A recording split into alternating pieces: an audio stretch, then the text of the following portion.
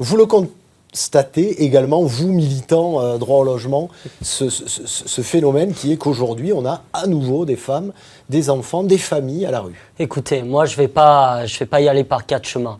Aujourd'hui, s'il y a des gens à la rue, c'est parce qu'il y a des responsables politiques pour qui c'est pas une priorité. D'accord ?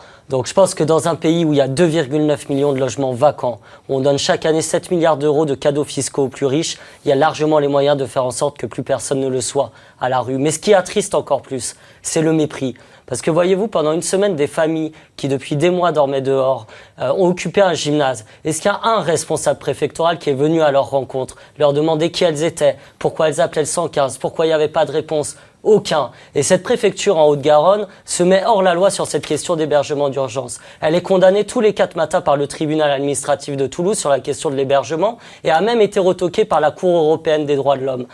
On est en train de commémorer la guerre de 14-18. Vous savez ce que disaient les soldats dans les tranchées. Si seulement un général ou un responsable politique venait, la guerre, cette boucherie s'arrêterait tout de suite.